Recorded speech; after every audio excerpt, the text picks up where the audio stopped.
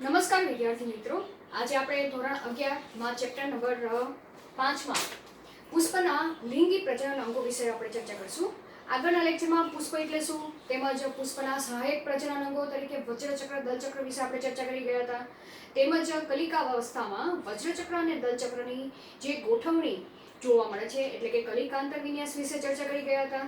બરાબર. ત્યારબાદ આપણે પુષ્પના હવે નેક્સ્ટ પોઈન્ટ વિશે આપણે ચર્ચા કરશું કે જે લિંગી પ્રજનન અંગો છે તે લિંગી પ્રજનન અંગો તરીકે પુંકેસર ચક્ર અને સ્ત્રીકેસર ચક્ર વિશે આપણે ચર્ચા કરીશું. તો હવે પુંકેસર ચક્ર જે પુષ્પની અંદર જોવા મળે છે તેના આપણે સ્થાન વિશે જો ચર્ચા કરવા જઈએ તો એ પુંકેસર ચક્ર એ દલચક્ર પછી ગોઠવાય કે અંદરની બાજુએ આવેલું ચક્ર છે. બરાબર. તો આપણે જો તેની વ્યાખ્યાયિત કર્યું એ પુંકેસર ચક્રની, તો કઈ રીતે વ્યાખ્યાયિત કરશું કે દલચક્રની અંદરની બાજુએ ગોઠવાયેલા ચક્રને પુંકેસર ચક્ર તરીકે ઓળખવામાં આવે છે. અને તે પુંકેસર ચક્ર એ નર પ્રજનન અંગ તરીકે વર્તે છે. શેના તરીકે વર્તે છે? નર પ્રજનન અંગ તરીકે વર્તે છે અને દલચક્રની અંદર ગોઠવાયેલું જોવા મળે છે. બરાબર. હવે જો તેની આપણે રચના વિશે ચર્ચા કરીએ કે પુંકેસર ચક્ર બનેલું શેનું છે, જેમ કે આપણે આગળ ચર્ચા કરી ગયા હતા કે વજ્રચક્ર એ વજ્રપત્રોનું બનેલું છે. બરાબર. જે લીલા રંગના જોવા મળે છે. તેમજ પર્ણ સદૃશ્ય એટલે કે પર્ણ જેવું કાર્ય કરતા જોવા મળે છે. બરાબર. એવી જ રીતના દલચક્ર છે એ દલપત્રોનું બનેલું હોય છે એટલે કે જુદી જુદી પાંદડીઓનું બનેલું હોય છે અને તેની રચના તેમજ તેનો આકાર પણ અલગ અલગ જોવા મળે છે, રંગ પણ અલગ અલગ જોવા મળે છે દરેક પુષ્પમાં. બરાબર. તો હવે આપણે પુંકેસર ચક્રની રચના વિશે ચર્ચા કરવા જઈએ તો તેની રચનામાં 3 ભાગો જોવા મળે છે. પુંકેસર તંતુ, જેમ કે હું અહીંયા દોરું છું પુંકેસર. આ શું છે? પુંકેસર તંતુ છે. બરાબર. પછી યોજી. બરાબર. તો આને શું કહેશું? યોજી. અને તેની ઉપરની બાજુએ એટલે કે યોજીની ઉપરની બાજુએ શું આવેલું જોવા મળે છે? પરાગાશય. અને શું કહેશું? પરાગાશય. બરાબર. હવે આમ જોવા જઈએ તો આને તમારે કઈ રીતે આ રીતે સેજ દોરવાનું. બરાબર. એટલે કે તમને કેવી દેખાશે? તે રચના દ્વિખંડી જેવી રચના જોવા મળશે. ખ્યાલ આવી ગયો? તો અહીંયા આપણે જોવા જઈએ તો યોજીનું કાર્ય જોવા જાય. આ યોજીનું શું કાર્ય છે? તો જે પરાગાશય છે અને પુંકેસર તંતુને જોડતી રચનાને યોજી તરીકે ઓળખવામાં આવે છે. બરાબર. પરાગાશય એ પરાગાશય જોવા જાવ તો તમને કેવું જોવા મળે છે? દ્વિખંડી જોવા મળે છે. બરાબર. તેમજ દરેક ખંડમાં 2 કોટર આવેલા હોય છે એટલે કે આ રીતે. તો આમાં 2 કોટર દરેક ખંડમાં એટલે કે આ એક ખંડમાં 2 કોટર આવેલા છે તો આ રચના છે આવી રીતના તમારે દોરવાની. બરાબર. આ પરાગાશયની રચના એક કોટર અહીંયા આવેલું છે, એક કોટર અહીંયા આવેલું છે, એક કોટર અહીંયા આવેલું છે. તો આ જે ખંડીય જે રચના આવેલી છે, કોથળી જેવી રચના આવેલી છે તેને પરાગ કોથળી તરીકે ઓળખવામાં આવે છે. શેના તરીકે? પરાગ કોથળી. ખ્યાલ આવી ગયો?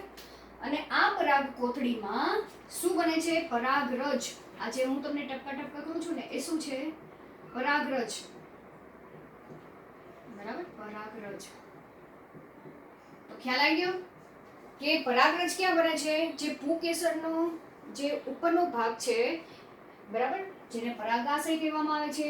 પરાગાશયની અંદર પરાગ કોથળી જેવી રચના છે અને તે પરાગ કોથળીમાં પરાગરજના નિર્માણની પ્રક્રિયા થાય છે અને આ પરાગરજમાં નરજન્યુના નિર્માણની પ્રક્રિયા થાય છે જે લિંગી પ્રજનનની પ્રક્રિયામાં મહત્વનો ભાગ ભજવે છે. હવે આખો આ ટોપિક છે એ તમારે ધોરણ 12 માં બીજા ચેપ્ટરમાં આપણે પુષ્પમાં લિંગી પ્રજનનની પ્રક્રિયા જોશું ત્યારે આ સમગ્ર ટોપિકની ડિટેલમાં આપણે ચર્ચા કરવાની છે. હવે વંધ્ય અમુક પુષ્પ કેવા હોય છે? ખાસ આ ભાગ એ પ્રજનનની પ્રક્રિયામાં મહત્વનો ભાગ ભજવે છે. બરાબર. હવે અમુક પુષ્પ કેવા હોય છે? વંધ્ય પુષ્પ કે વંધ્ય પુંકેસર જોવા મળે છે પુષ્પમાં. હવે વંધ્ય ઉપરથી ખબર પડી જાય કે વંધ્ય પુંકેસર એટલે શું? કે જેની અંદર કોઈ જે લિંગી પ્રજનનની પ્રક્રિયામાં ભાગ ભજવતા ન હોય તેવા પુષ્પને પુંકેસરને વંધ્ય પુંકેસર તરીકે ઓળખવામાં આવે છે. અહીંયા તમે લખી શકો કે નર પ્રજનન અંગ તરીકે વર્તે છે જે લિંગી પ્રજનનની પ્રક્રિયામાં ભાગ ભજવે છે. બરાબર. આ પુંકેસરનું સમગ્ર કાર્ય મેં લખી નાખ્યું તમને અહીંયા. બરાબર. ચલો અમુક પુંકેસર પુકેસરને દલલગ્ન પુકેસર તરીકે પણ ઓળખવામાં આવે છે. આ તમારે વ્યાખ્યા પણ યાદ રાખવાની છે. 1 માર્ક્સમાં તમને વ્યાખ્યા પણ પૂછી શકે, બરાબર. દલલગ્ન પુકેસર, તો એનો મતલબ શું કે દલ લગ્ન કીધું છે એટલે કે દલ લગ્ન એટલે કે જોડાયેલું, દલ એટલે કે દલપત્ર, લગ્ન એટલે જોડાયેલું, અને પુકેસર, તો આને આખી વ્યાખ્યા તમે કરી શકશો કે જે પુકેસરો દલપત્ર સાથે જોડાયેલા હોય તેવા પુકેસરોને દલલગ્ન પુકેસર તરીકે ઓળખવામાં આવે છે. યાદ રહી ગયું? ચલો, પરિલગ્ન પુકેસર. તો આ શબ્દ પરિલગ્ન શું કહેવા માંગે છે? અહીંયા આપણે પેલા પરિલગ્ન શબ્દ વાપરી લઈએ કે પરિલગ્ન એટલે શું કે જ્યારે કોઈ પુષ્પમાં, બરાબર, કોઈ પુષ્પમાં દલપત્ર અને વજ્રપત્ર કેવા જોવા મળે? સમાન જોવા મળે. સમાન જોવા મળે એટલે કે તમે ઓળખી ન શકો કે પુષ્પમાં વજ્રપત્ર કયું છે, દલપત્ર કયું છે, તમે આઈડેન્ટિફાઈ ન કરી શકો. બંનેની રચના કેવી જોવા મળે? સરખી જોવા મળે. તો તેવા પુષ્પને પરિપુષ્પ તરીકે ઓળખવામાં આવે. અહીંયા પરિપુષ્પ લખી નાખું, બરાબર. પરિપુષ્પ, આ યાદ રાખજો. પરિપુષ્પ કોને કહેવાય? તો કોઈ પુષ્પમાં દલપત્ર અને વજ્રપત્રો સમાન હોય અને જેને ઓળખવી શકી નહીં આપણે, તો તેવા પુષ્પને પરિપુષ્પ કહેવાય. તો હવે શું કહે છે કે આ પરિપુષ્પ સાથે પુકેસર જોડાયેલું હોય, બરાબર, તો તેને શેના તરીકે ઓળખવામાં આવશે? પરિલગ્ન પુકેસર તરીકે ઓળખવામાં આવે છે. તો અહીંયા તમને વ્યાખ્યા મેં લખેલી છે કે પુકેસર જ્યારે પરિપુષ્પ પત્ર સાથે જોડાયેલું હોય તો તેવા પુષ્પને પરિલગ્ન પુકેસર તરીકે ઓળખવામાં આવે છે. તો હવે આપણે પુકેસર ચક્ર જે પુષ્પની અંદર જોવા મળે છે તેની અંદર પુકેસરો છૂટા ગોઠવાયેલા છે કે એકબીજા સાથે જોડાઈને ગોઠવાયેલા છે. જેમ કે અહીંયા પુકેસર તંતુ, કે બધા પુકેસર તંતુ એકબીજા સાથે સંયુક્ત રીતે જોડાયેલા હોય તો તેને યુક્ત પુકેસર તરીકે ઓળખવામાં આવે છે, અને જો છૂટા ગોઠવાયેલા હોય તો તેને મુક્ત પુકેસર તરીકે ઓળખવામાં આવે છે. તો જેમ વજ્રચક્રમાં, દલચક્રમાં આપણે યુક્ત દલપત્રી, મુક્ત દલપત્રી, એવી જ રીતના વજ્રપત્રમાં પણ આપણે યુક્ત વજ્રપત્ર, મુક્ત વજ્રપત્રી આપણે વર્ગીકરણ કરેલું હતું. સેમ પુકેસરમાં પણ આપણે ફરીથી વર્ગીકરણ કરીએ છીએ. મુક્ત પુકેસર, યુક્ત પુકેસર. એમાં પણ જે પુષ્પમાં પુકેસરો જોડાયેલા હોય છે તો એ પુકેસરો ગુચ્છામાં ગોઠવાયેલા છે. તો એ ગુચ્છા કેટલા પ્રમાણમાં આવેલા છે? માનો કે બધા જ પુકેસરો એક જ ગુચ્છામાં ગોઠવાયેલા હોય, બરાબર. એક જ ગુચ્છામાં એટલે કઈ રીતે? માનો કે આ પુકેસર છે તો આ રીતે એક જ ગુચ્છામાં ગોઠવાયેલા હોય, બરાબર. તો આને શું કહેવાશે? એક ગુચ્છી પુકેસર કહેવાશે. દ્વિગુચ્છી પુકેસર એટલે શું? બે ગુચ્છામાં પુકેસરો ગોઠવાયેલા હોય. માનો કે ફોર એક્ઝામ્પલ આ એક ગુચ્છી કર્યું, બરાબર, પછી કોઈ એક પુકેસર આમ આ રીતે અલગ રીતે ગોઠવાયેલું હોય તો આને શું કહેવાશે? દ્વિગુચ્છી પુકેસર કહેવાશે. બહુગુચ્છી પુકેસર એટલે કે પુકેસરો આ રીતે કઈ રીતે ગોઠવાયેલા હોય? એક કરતા વધારે ગુચ્છોમાં ગોઠવાયેલા હોય. ખ્યાલ આવ્યો? આ બધા પુકેસરો. તો આને શેના તરીકે ઓળખવામાં આવે છે? બહુગુચ્છી પુકેસર તરીકે ઓળખવામાં આવે છે. જેના ઉદાહરણ તરીકે જોવા જઈએ તો જાસૂદની અંદર એક ગુચ્છી પુકેસરો ગોઠવાયેલા હોય છે. વટાણાના પુષ્પમાં પુકેસરો દ્વિગુચ્છી સ્વરૂપે ગોઠવાયેલા હોય છે, અને લીંબુના પુષ્પમાં પુકેસરો બહુગુચ્છી સ્વરૂપે ગોઠવાયેલા જોવા મળે છે. તો અહીં આપણે પુકેસર વિશે આપણે ચર્ચા કરી ગયા. હવે આપણે શ્રીકેસર ચક્ર વિશે આપણે ચર્ચા કરીશું. હવે આપણે શ્રીકેસર ચક્ર વિશે આપણે ચર્ચા કરી જઈએ.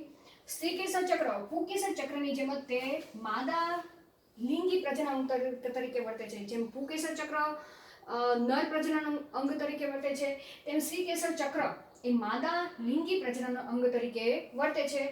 આ શ્રીકેસર ચક્ર પણ લિંગી પ્રજનનની પ્રક્રિયામાં મહત્વનો ભાગ ભજવે છે. આ મહત્વ યાદ રાખજો, બરાબર. શેમાં? શ્રીકેસર ચક્ર પુષ્પમાં જે આવેલું છે તે લિંગી પ્રજનનની પ્રક્રિયામાં ભાગ ભજવે છે. એથી જ કહેવામાં આવે છે કે પુકેસર ચક્ર અને શ્રીકેસર ચક્ર બરાબર એ પુષ્પના શું કહેવામાં આવે છે? આવશ્યક ચક્રો કહેવામાં આવે છે, આવશ્યક ચક્રો કહે છે. યાદ રાખજો, બરાબર. આવા પ્રશ્ન પણ તમને કોઈ વખત પૂછી શકે કે પુષ્પમાં આવશ્યક ચક્રો કયા કયા છે. તો વજ્રપત ચક્ર અને દલ ચક્ર તો સહાયક ચક્ર છે, પરંતુ પુકેસર ચક્ર અને શ્રીકેસર ચક્ર એ આવશ્યક ચક્રો તરીકે તેને ઓળખવામાં આવે છે. શા માટે? કારણ કે તે બંને લિંગી પ્રજનનની પ્રક્રિયામાં મહત્વનો ભાગ ભજવે છે. ચલો અહીંયા પણ આપણે રચના વિશે ચર્ચા કરી જઈએ. જેમ પુકેસરમાં આપણે રચના વિશે ચર્ચા કરી તો તેમાં આપણે શું જોઈ ગયા કે એક પરાગતંતુ આવેલું છે, પછી યોજી આવેલી છે, અને યોજીની ઉપરની બાજુએ પરાગાશય આવેલું જોવા મળે છે, અને તે પરાગાશયની અંદર પરાગ કોથળી આવેલી છે. પરાગ કોથળીની અંદર પરાગરજ બને છે, બરાબર. તો સેમ અહીં પણ આપણે રચના જોવા જઈએ તો શ્રીકેસર ચક્રમાં પણ 3 ભાગો જોવા મળે છે, બરાબર. કેટલા? 3 ભાગો જોવા મળે છે. પરાગાસન, પછી પરાગવાહિની અને બીજાશય. જો આ પુકેસર ચક્ર અને શ્રીકેસર ચક્ર તમારે યાદ રાખવું જરૂરી છે, કારણ કે આ ટોપિક ને અનુલક્ષીને 12મા ધોરણમાં તમારે વનસ્પતિમાં જે લિંગી પ્રજનનની પ્રક્રિયા આપણે અભ્યાસ કરશું ત્યારે ફરીથી આ ચર્ચા તમારે કરવાની રહેશે, બરાબર. તો ચલો આપણે તેને વ્યાખ્યાયિત કરી લઈએ કે પરાગાશય ક્યાં આવેલું છે, પરાગવાહિની ક્યાં આવેલી છે અને બીજાશય ક્યાં આવેલું છે, બરાબર. તો અહીંયા બીજાશયમાં લખેલું છે કે પુષ્પમાં જે શ્રીકેસર ચક્ર આવેલું છે તે શ્રીકેસર ચક્રનો જે તલસ્થ ભાગ છે તેને બીજાશય તરીકે ઓળખવામાં આવે છે, બરાબર. તો માનો કે આપણે હું ડાયરેક્ટ અહીંયા તમને બીજાશય જ દોરી દો, બરાબર. જે કેવી છે? પોલી કોથળી જેવી રચના છે, એટલે કે શ્રીકેસરના તલસ્થ ભાગે પોલી કોથળી જેવી રચના આવેલી હોય છે તેને બીજાશય કહે છે. વ્યાખ્યા યાદ રહી જશે. કઈ રીતે યાદ રાખશું? શ્રીકેસર ચક્રના તલસ્થ ભાગે એટલે કે નીચેની બાજુએ પોલી કોથળી જેવી રચના આવેલી છે તેને બીજાશય તરીકે ઓળખવામાં આવે છે. તો મેં અહીંયા બીજાશય કરી નાખ્યું છે, બરાબર. હવે આ જે બીજાશય છે એ બીજાશયના ટોચના ભાગે એટલે કે આ ઉપરનો ભાગ થયો, બરાબર. તેની ટોચના ભાગે આ રીતે લાંબી નલિકાકાર રચના આવેલી છે તેને શું કહેવામાં આવશે? પરાગવાહિની તરીકે ઓળખવામાં આવે છે. શું કહેવામાં આવશે? પરાગવાહિની. આ શું છે? બીજાશય, બરાબર. અને પરાગવાહિનીના ટોચના ભાગે એટલે આ ટોચનો ભાગ થશે, ટોચના ભાગે આ રીતે શું આવેલું છે? પરાગાસન. શું કહેવામાં આવશે? પરાગાસન. અને આ ઉપરથી તમને સંધિ છૂટી પાડી તો સંધિ છૂટી પાડતા આપણે શું મળશે? પરાગ વત્તા આસન. કોના માટેનું આસન? પરાગરજ માટેનું આસન ધરાવે છે. આસન એટલે કે જગ્યા કે જ્યાં પુકેસર માંથી જે પરાગરજ છૂટી પડી છે એ પરાગરજ ક્યાં જઈને બેસે છે? શ્રીકેસરના પરાગાસન ઉપર જઈને બેસે, બરાબર. પરાગાસન. ખ્યાલ આવી ગયો? તો આપણે હવે તેને આપણે વ્યાખ્યાયિત કરી નાખી, બરાબર. વ્યાખ્યાયિત તો કરી નાખ્યા 3 ભાગ. હવે તેનું શું કાર્ય છે તે પણ આપણે ચર્ચા કરી નાખી સાથે સાથે. ચલો પરાગાસનનું આપણે સૌથી પહેલા તો કાર્ય વિશે ચર્ચા કરી નાખી. સ્થાન તો જોઈ લીધી કે પરાગવાહિનીના ટોચના ભાગે શું આવેલું છે? પરાગાસન આવેલું છે, બરાબર. હવે પરાગાસનની સપાટી એટલે કે આ સપાટી, બરાબર. અહીંયા તમને દેખાય છે. હવે આ સપાટી કેવી હોય છે? ગ્રાહી એકમ તરીકે વર્તે છે કે ત્યાં શ્લેષ્મ વાળું ચિકાસવાળું આવરણ પણ હોય છે. વિશિષ્ટ પ્રકારના રસાયણોનો સ્રાવ પણ એ સપાટી ઉપર જોવા મળે છે, બરાબર. અને જેને કારણે જે પરાગરજ છે એ પરાગરજ એ પરાગાસન ઉપર જઈને ત્યાં ચોંટી જશે એટલે કે સ્થાપિત થઈ જશે અને લિંગી પ્રજનનની આગળની પ્રક્રિયા વધે છે, એટલે કે ફલનની પ્રક્રિયા આગળ જોવા મળે છે. એ ફલનનો આખો તબક્કો આપણે 12મા ધોરણમાં ચર્ચા કરવાનો છે, બરાબર. તો આટલું યાદ રહી જશે. પરાગાસનની સપાટી પરાગરજ માટે ગ્રહણશીલ બને છે અને જેને કારણે પરાગરજ ત્યાં જઈને સ્થાપિત થઈ જાય છે, બરાબર. ચલો આનું કાર્ય પૂરું થઈ ગયું. પરાગવાહિનીને આપણે વ્યાખ્યાયિત કરી નાખી કે બીજાશયની ટોચના ભાગે નલિકાકાર રચના છે તેને પરાગવાહિની કહે છે. એટલે પરાગવાહિની તો શું કામ કરે છે? પરાગાસન અને બીજાશયને જોડવાનું કામ કરે છે. દેખાય છે? આ જોડવાનું કામ કરે છે, બરાબર. ચલો બીજાશયની વાત કરી તો બીજાશય પોલી કોથળી જેવી રચના છે, અંદર પોલાણ જેવી જગ્યા છે જ્યાં અંડકો ગોઠવાયેલા જોવા મળે છે, બરાબર. આ મેં તમને અહીંયા અંડકો દેખાડ્યા છે અને અંડકો જેની સાથે જોડાય છે, બરાબર, તેને શું કહેવામાં આવશે? જરાયુ. આ શું દર્શાવ્યું છે? અંડકો દર્શાવ્યા છે, બરાબર. ખ્યાલ આવી ગયો? આ શું છે? અંડકો છે. તો આપણે કઈ રીતે વ્યાખ્યાયિત કરશું કે બીજાશયના પોલાણમાં જરાયુ સાથે, કારણ કે અંડકો તો એકલા છૂટા નહીં ગોઠવાયેલા, કોકની સાથે જોડાયેલા તો હશે જ તે, બરાબર. અને અંડકો જેની સાથે જોડાયેલા છે તેને જરાયુ કહેવામાં આવે છે. તો જરાયુ સાથે એક અથવા વધુ અંડકો ગોઠવાયેલા જોવા મળે છે. તો આપણે આ સ્ત્રીકેસર ચક્રની રચના વિશે ચર્ચા કરી ગયા. ફરીથી એક વખત, ટોચના ભાગે પરાગાસન, પરાગવાહિની અને તલસ્થ ભાગે બીજાશય આવ્યું છે. બીજાશયની અંદર અંડકો ગોઠવાયેલા જોવા મળે છે. હવે આ જે અંડકો છે એ અંડકોની અંદર શું બને છે? અંડકોષ બને છે.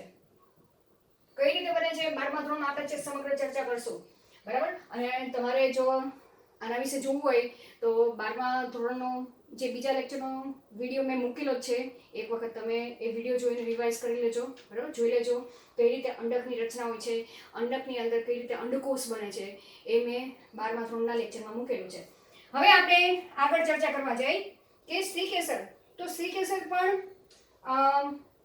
આગળના બધા ચક્રોની જેમ જ જોવા જઈએ તો પુષ્પની અંદર સ્ત્રીકેસર ચક્રમાં કાં તો પુષ્પ એક જ સ્ત્રીકેસર ધરાવતું હોય અથવા તો એક કરતાં વધારે સ્ત્રીકેસર ધરાવતું હોય, તેને આધારે સ્ત્રીકેસર ચક્રનું વર્ગીકરણ કરવામાં આવેલું છે કે એક સ્ત્રીકેસરી અથવા તો બહુસ્ત્રીકેસરી, બરાબર. વ્યાખ્યા તમને બનાવતા આવડશે. એક સ્ત્રીકેસરી એટલે શું? કે પુષ્પમાં માત્ર એક જ સ્ત્રીકેસર આવેલું હોય, બરાબર. તો તેવા પુષ્પને એક સ્ત્રીકેસરી પુષ્પ તરીકે ઓળખવામાં આવે. જે પુષ્પમાં એક કરતાં બહુ શબ્દ વાપરેલો છે, બરાબર, એક કરતાં વધુ સ્ત્રીકેસરો ગોઠવાયેલા હોય તો તેને બહુ સ્ત્રીકેસરી પુષ્પ તરીકે ઓળખવામાં આવે છે. ઉદાહરણ તરીકે વટાણાનું જે પુષ્પ છે તેની અંદર માત્ર એક જ સ્ત્રીકેસર, એટલે કે એક જ આ રીતે એક જ સ્ત્રીકેસર આવેલું જોવા મળે છે. બહુસ્ત્રીકેસરીમાં પણ ફરીથી વર્ગીકૃત કરવામાં આવે છે કે સ્ત્રીકેસર બધી છૂટી ગોઠવાયેલી છે, એટલે કે સ્ત્રીકેસર ચક્રમાં બધા જ સ્ત્રીકેસર મુક્ત રીતે ગોઠવાયેલા છે કે બધા જ સ્ત્રીકેસર એકબીજા સાથે જોડાયેલા છે, બરાબર. તેને આધારે મુક્ત, બહુસ્ત્રીકેસરી અને